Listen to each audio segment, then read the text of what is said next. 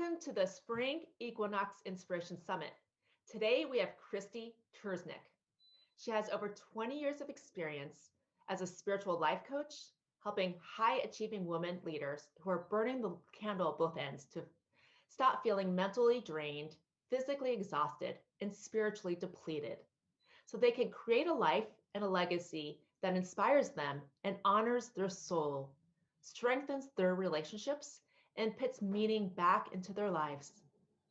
She teaches women how to leverage the scientific and spiritual principles that respond to your mindset, overcome self-sabotage, harness your innate power, and intentionally and purposely create the life where every day feels like a life at the beach. She inspires and equips people with practical tools and the desire to etch away rough edges and implement personal changes required to live a happier, healthier, and more fulfilling life.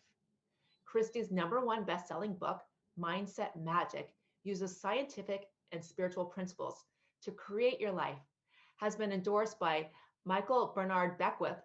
She holds a master's degree in Metaphysics, Bachelor of Science Degree in Biology, is an ordained minister, consulting hypnotist, and a, Good. How do you say that word? You say it ho'oponopono. Thank you. Yeah, you're welcome. Additionally, she healed a medically diagnosed heart condition through deep inner work and healing, so she deeply understands the power that we have within ourselves.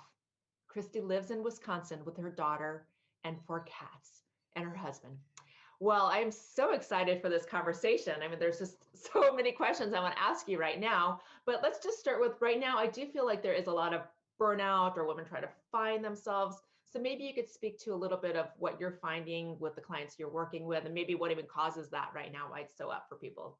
Oh, absolutely. And I'm so happy to be talking with you today. We're going to be impacting so many different lives on so many different levels. So really what is taking place, especially for women, is we find ourselves, year by year, we're living for everyone else. We're making sure that everyone else is getting taken care of. Everything is, being managed. And along the way, we are putting ourselves, low on the priority list. And little by little, we are disconnecting with who we are truly meant to be and how we want to live. And it's the process of forgetting ourselves or disconnecting from what lights us up or our passions or our purpose that really causes those feelings of overwhelm and deep stress, or just that empty feeling that so many women are feeling right now. So I'm curious about, your book, and I'm curious about, I love Michael Beckwith. I'm just so, how did you get to be #1 bestseller? Just talk about that for a little bit, your book. Yeah, that was an interesting journey, actually. So what had happened is 2 significant life events had happened in a very short period of time. First, there was the birth of my daughter, followed by, just over a year later, the death of my father.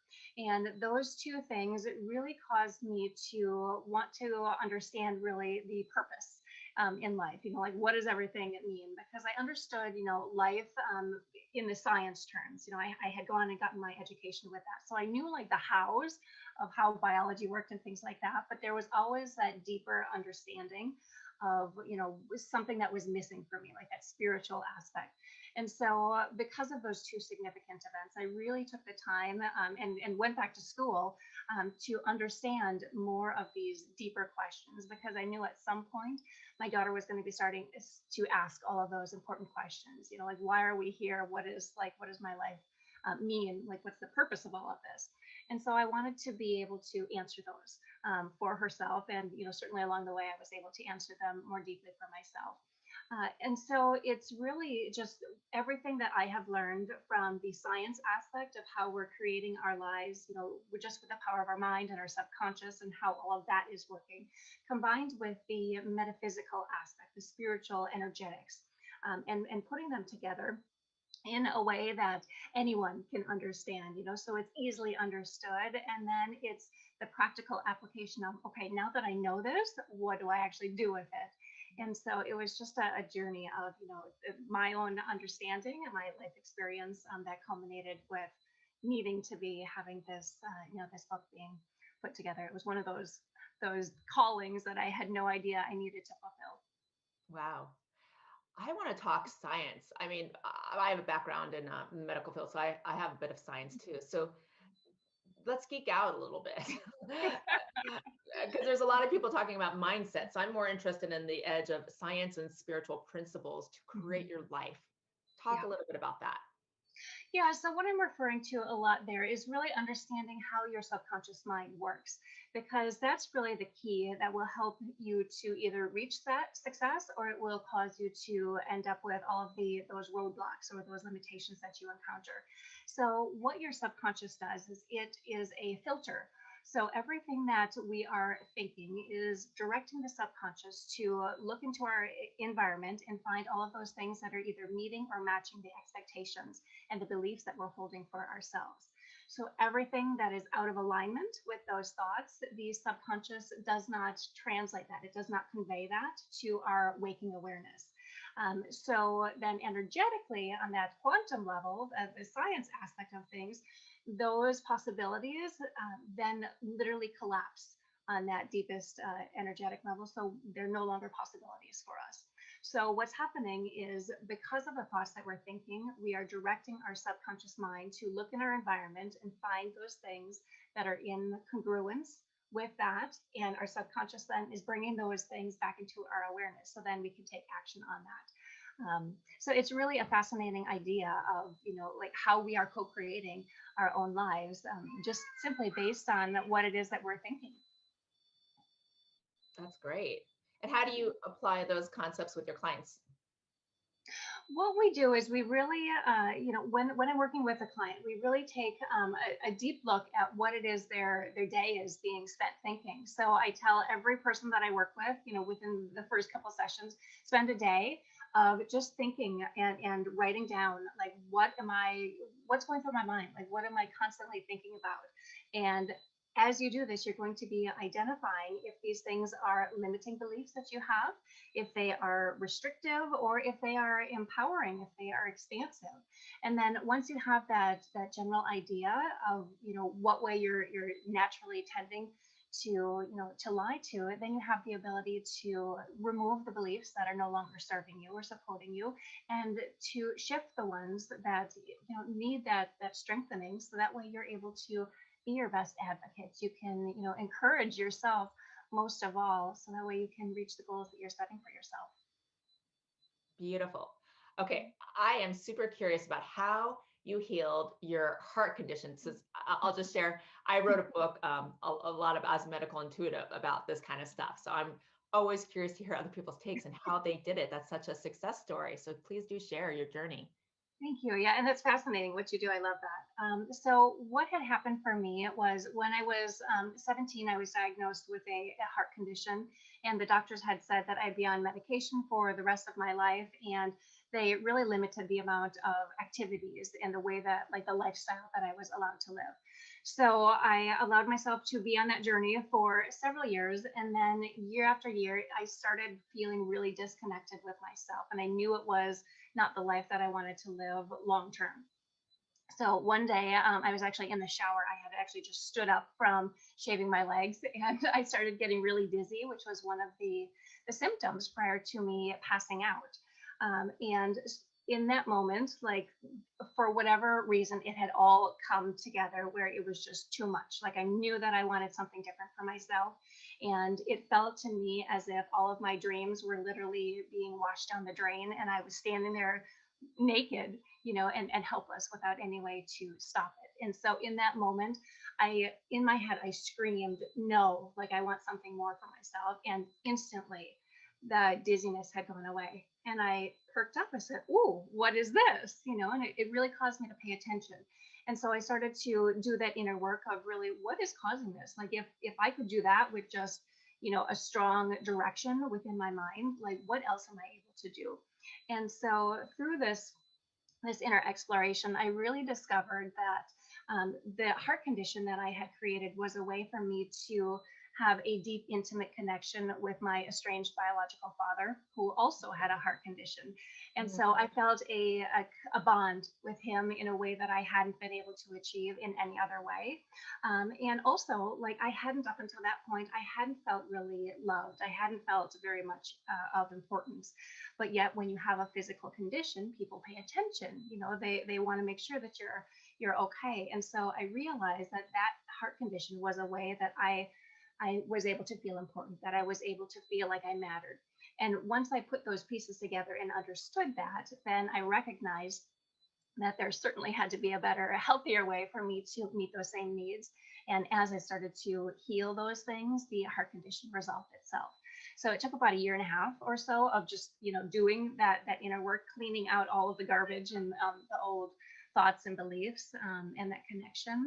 And then it just went away. That's so interesting. I love that story. And, in my work too, I do feel like limiting beliefs, thoughts, main thing causing diagnosis and illness, but also I don't speak about this that much in my book because this is a whole different topic, but I do this work with my clients that stray, like for instance, when someone's adopted or separated for whatever reason, there's a part of our physical body that somaticizes that separation, that loss of some aspect of ourself. I deeply believe in that. Mm-hmm. So in your journey, were you able to heal did a lot of it have to do with healing with your dad? Absolutely, absolutely. The culmination of it was I wrote a letter to him, but it wasn't actually for him. It was just for me to release. But in that letter, like I said, everything that I needed to say about, how I felt abandoned and I felt unworthy, and really like everything that I felt was connected. And so like it was like me sobbing for like just 2 or 3 hours, just getting everything out. And then I burned it. So I released it. And as I saw that smoke going up, and everything was, disintegrating, I told myself, I said, as this paper burns, I allow myself to heal. I release everything that was tied up in in the story that I had told myself. And with that, like I was exhausted like that evening. Yeah. And I woke up that next day and I felt literally 90% better. Like I carried myself different. Like I just felt lighter. Like I knew that something deep had really happened when I allowed myself to go to that dark place that I had been avoiding for so long. I love that story. Like for all you listening, if you have a physical or even emotional stuff, this is hugely whatever is causing you that greatest constriction, the greatest wounding pain. That is what is up for you to heal right now. Actually, perfect time right now. My next question about that is, so in my book, I kind of outlined all the different diagnoses and root thoughts and beliefs. Because I don't know if you feel this way, but I feel like with different diagnoses, there's certain consistent thought patterns. Yeah. And so I'm kind of curious, what would you say? Like if you saw another heart, was there a specific name to your heart condition? The main one was mitral valve prolapse. Okay. With that, yeah. So if you saw someone similar or something, would you think to look at if they have this similar like limiting thought processes as you, and what might those thought processes be? I mean, probably the ones you mentioned, I'm guessing. Yeah, absolutely. And when I see someone who is experiencing like a heart condition, for example, I immediately will think to myself, or sometimes directly ask them, like, where in your life do you feel unloved or unlovable? Because like you said, there is that direct correlation. Because our every time that we have a thought, there is an immediate physical response that is taking place within our body. Like there's a chemical release that's taking place. So unless we're really understanding like what it is that we're thinking, like we are unconsciously like creating these things in our lives. So it's for anything that you can think of. So if someone is having like back issues or neck pains or things like that, like where are you carrying extra weight?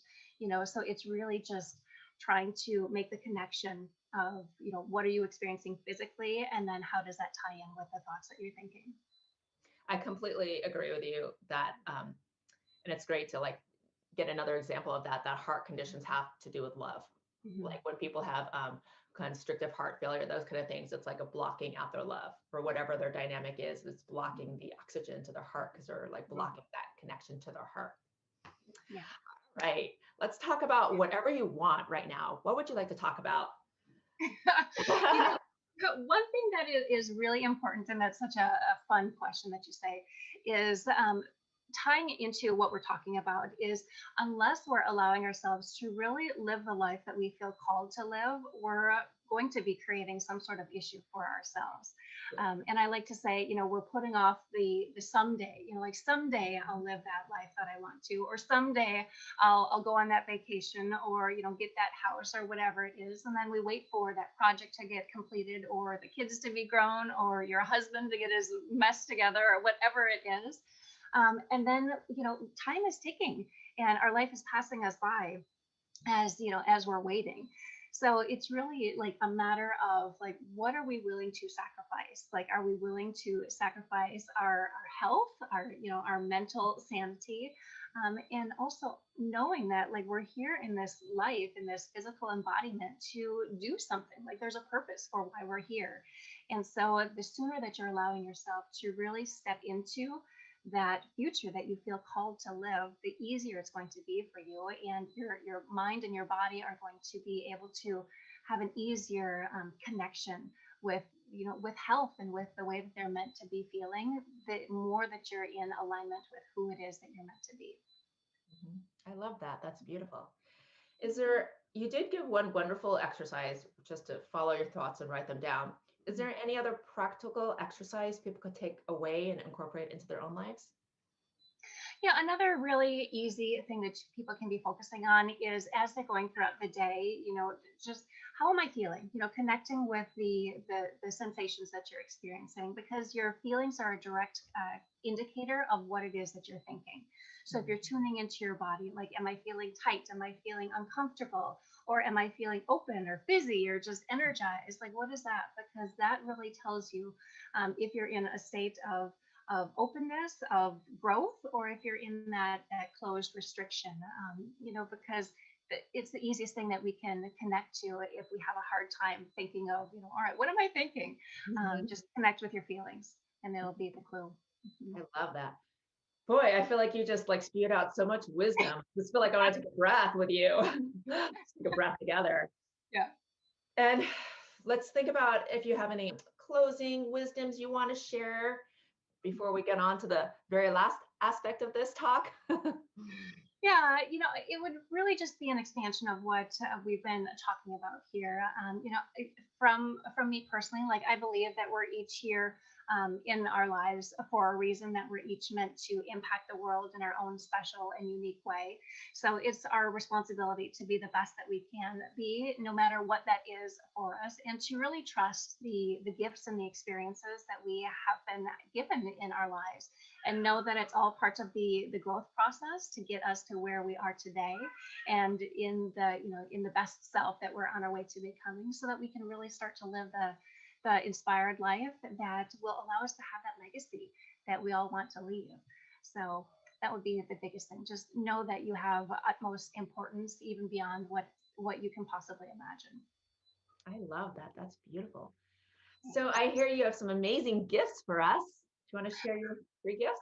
I do. Yes. So I have 3 hypnotic meditations that I cannot wait to share with everyone, to help you to shift your attention away from all of the chaos that can be going on around you, into the calm of that ever present peace that you have within yourself.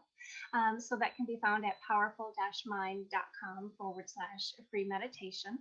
And then also in your special pack, I am gifting a belief change worksheet, so that way you're able to help shift really from those negative, heavy beliefs that are not helping you, into a more empowered and strengthened belief. So that's also available for everyone.